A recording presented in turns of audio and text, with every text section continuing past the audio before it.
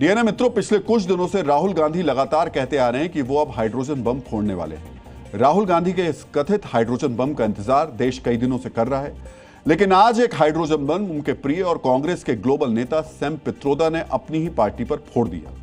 Indian overseas Congress के अध्यक्ष और गांधी परिवार के करीबी सैम पित्रोदा ने आज पाकिस्तान को लेकर वो कह दिया जो देश के आम लोगों की राय से बिल्कुल उलट है। सैम पित्रोदा की माने तो पाकिस्तान उनके लिए घर की तरह है।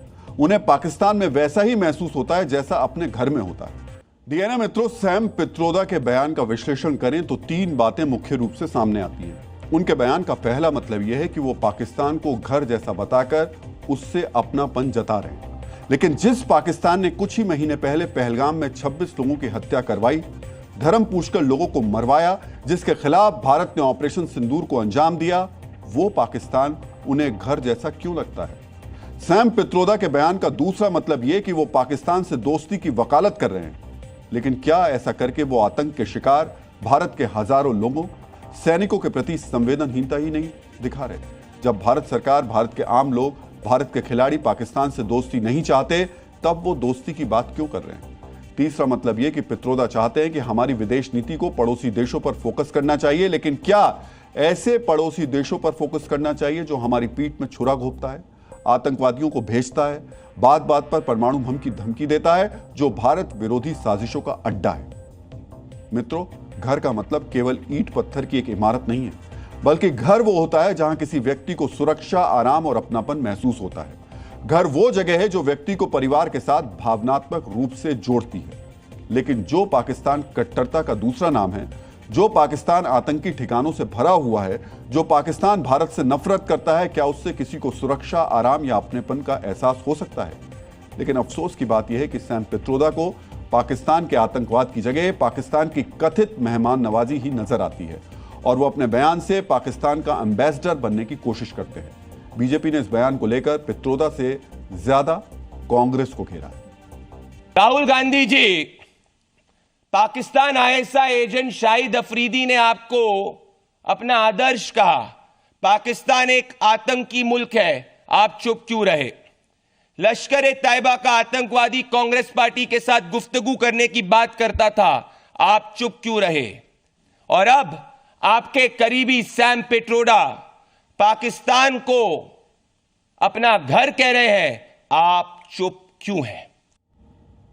सैम पित्रोदा पाकिस्तान के साथ अच्छे संबंध बनाने की जिम्मेदारी भी भारत पर ही डालते हैं, लेकिन सैम पित्रोदा को मालूम होना चाहिए कि भारत ने पाकिस्तान के अलग देश बनने के समय से उसके साथ अच्छे संबंध रखने की पहल की, लेकिन पाकिस्तान से हर बार धोखा मिला।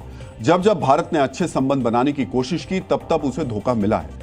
दोस्ती की तरफ बड़े कदम के जवाब में पाकिस्तान ने आतंकवाद फैलाया है। 1999 में अटल बिहारी वाजपेयी दोस्ती की उम्मीद लेकर बस से लाहौर गए थे, लेकिन उसके 3 महीने बाद ही करगिल में पाकिस्तान ने घुसपैठ की, जिसमें कारगिल युद्ध हुआ। 2001 में भारत ने बड़ा दिल करके जनरल परवेज मुशर्रफ को आगरा बुलाया, लेकिन उसके कुछ ही महीनों के बाद पाकिस्तानी आतंकवादियों ने देश की संसद पर हमला कर दिया। अतीत के इन उदाहरणों ने भारत को यह सबक दिया है कि पाकिस्तान की तरफ दोस्ती के हाथ बढ़ाना खतरे से खाली नहीं है, लेकिन इसके बावजूद सैम पित्रोदा जैसे पढ़े लिखे नेता पाकिस्तान का गुणगान करने से पीछे नहीं हटते। सिर्फ पाकिस्तान ही नहीं, बल्कि जिस समय चीन के साथ भारत का विवाद चरम पर था, तब सैम पित्रोदा ने चीन को लेकर भी एक विवादित बयान दिया था। जब पूरा देश चीन से खतरे को लेकर चिंतित था, तो पित्रोदा ने कहा था कि भारत चीन से खतरे को बढ़ा चढ़ाकर पेश करता है। यानी कुल मिलाकर पित्रोदा की बात की जाए तो चीन और पाकिस्तान भारत के दुश्मन नहीं है। पित्रोदा की सोच के मुताबिक भारत को पाकिस्तान और चीन के साथ दोस्ती की पहल करनी चाहिए, भले ही दोनों देश भारत के खिलाफ साजिश रचते हों, भारत को दुश्मन समझते हों, भारत को नुकसान पहुंचाने का हर संभव प्रयास करते हों। पित्रोदा अपनी सोच से भारत को भी नीचा दिखाना चाहते हैं। वैसे बेतुकी बयानबाजी पित्रोदा की पुरानी आदत रही है।